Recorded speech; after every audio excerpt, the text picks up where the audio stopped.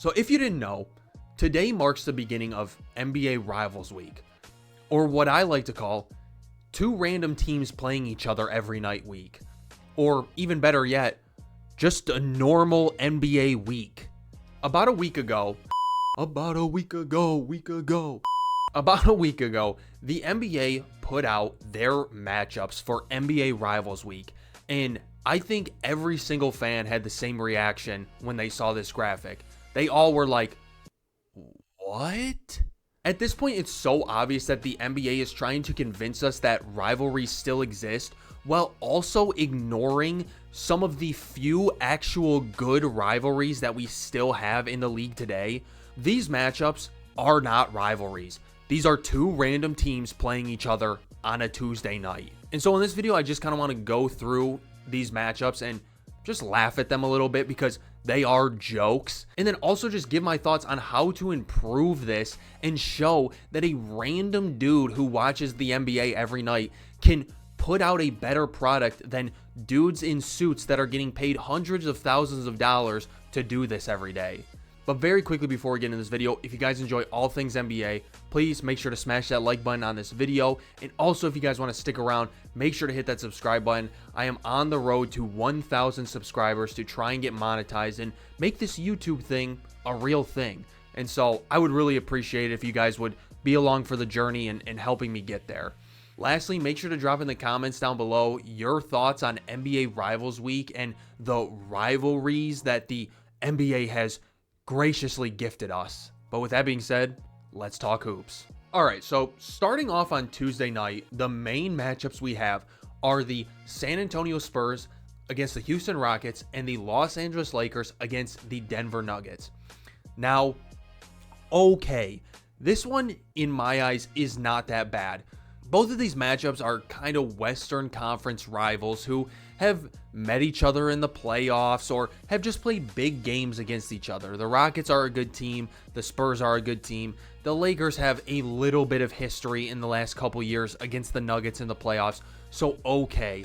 But unfortunately, like conference or division rivals is basically the best we're going to get when it comes to this week. No actual storylines from this season or any budding rivalries that, you know, the fans are actually talking about drives any of these matchups so far this week, and it shows in the next night. On Wednesday night, we have the Cleveland Cavaliers against the Charlotte Hornets. The only thing that I can think of that was going through their brains was Lonzo Ball Cavaliers, LaMelo Ball Hornets. Does the NBA not realize that they are brothers? They are not rivals. Before the game, we are going to see LaMelo and Lonzo hugging and dapping each other up before the game, and then the game is going to proceed as normal. What are we doing, NBA? Is this seriously the best you could think of? And it just gets even better with the Oklahoma City Thunder against the Milwaukee Bucks. What?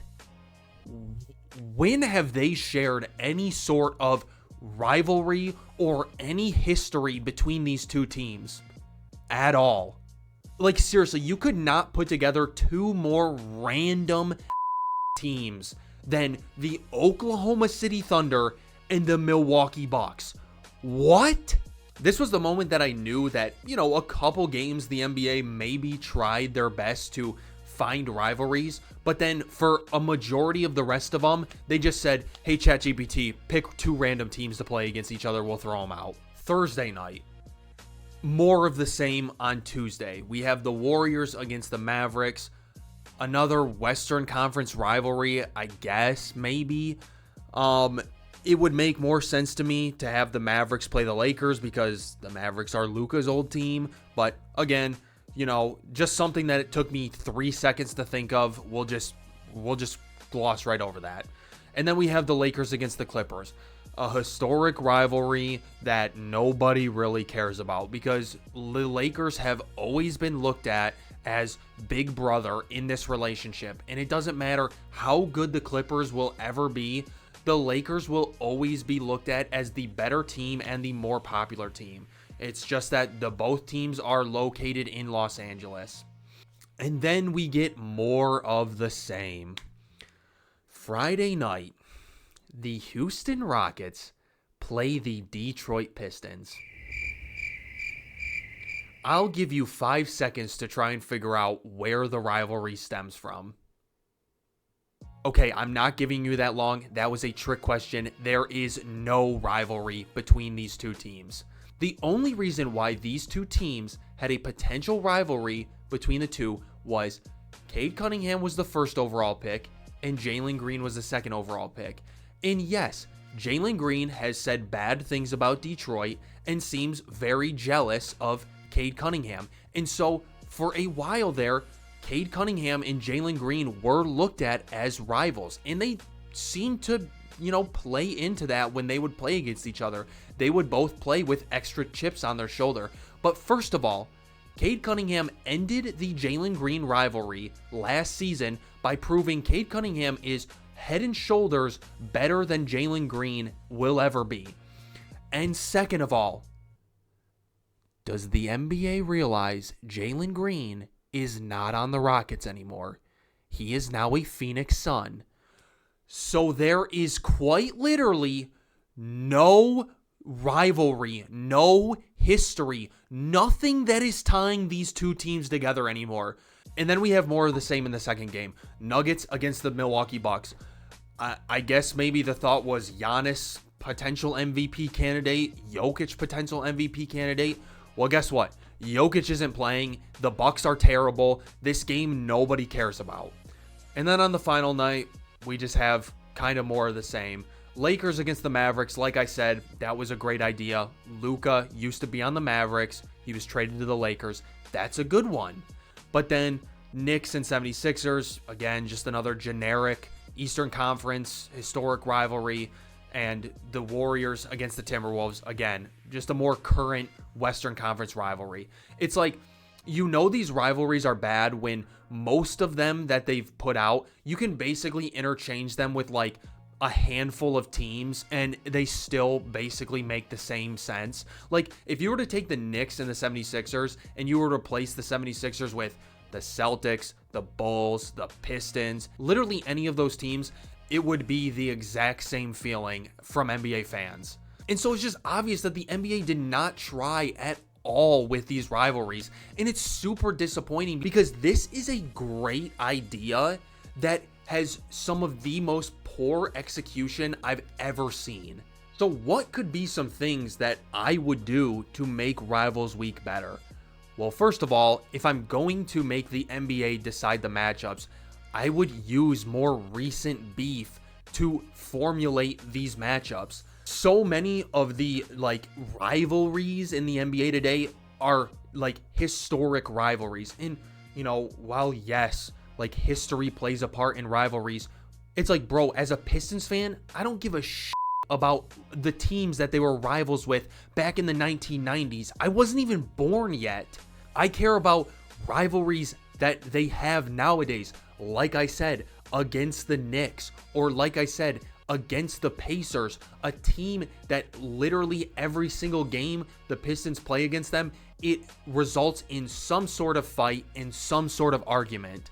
And then another thing that would make NBA Rivals Week the perfect week in the NBA would be if fans could vote on the matchups. Because we've seen it before, the NBA can, kind of make schedules TBD and not final. We see it now with the in-season tournament. Based on the results of the in-season tournament, the teams that don't make it will get 2 random games put on their schedule in the middle of the season, and these other teams will get 2 new games put on their schedule where it's the NBA Cup or whatever. And so the NBA has the ability to, not make schedules completely finalized and be okay, let's just kind of wait and then we'll make the decisions getting closer to it.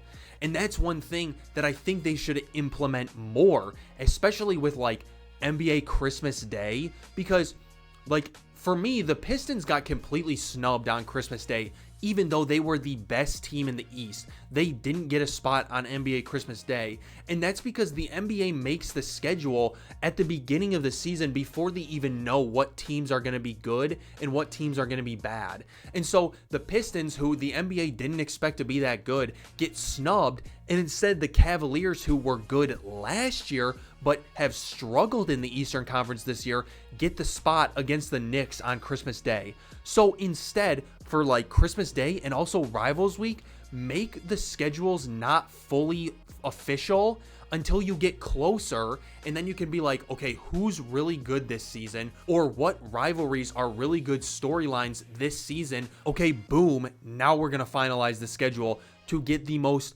recent and accurate matchups that we possibly can that people are actually going to watch. So with Rivals Week, like maybe a couple weeks before the actual week, send out something to like fans on social media, or send out something on the NBA's website that they can vote for their matchups that they want, or they can, you know, just tell you their thoughts on who they would like to see play during NBA Rivals Week. And so that way we can actually get matchups that literally the fans want and want to watch, because they know like all the storylines that have been going on in the NBA this season. And so based on those, they want to see certain teams play. Instead, they just get served this garbage, and we have to be like, oh, cool, I can't wait to watch LaMelo and Lonzo, the insane rivalry between the two. And so I think fans being able to vote for who plays against each other would make NBA Rivals Week actually feel like Rivals Week, because they know what rivalries and beefs are stemming so far in this season or in the last couple seasons.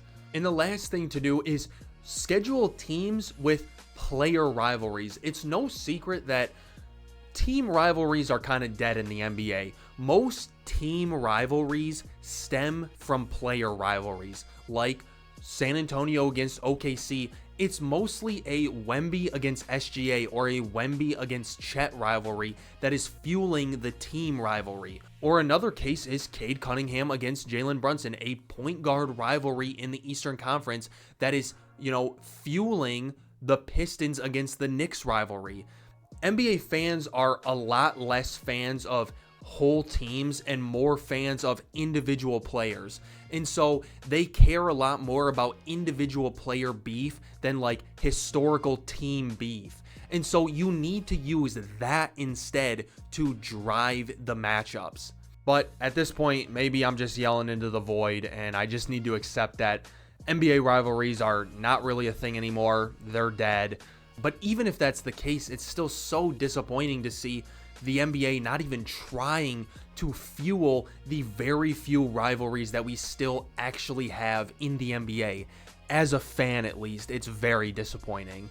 Drop in the comments down below your thoughts on this video, what I said, your thoughts on NBA Rivals Week.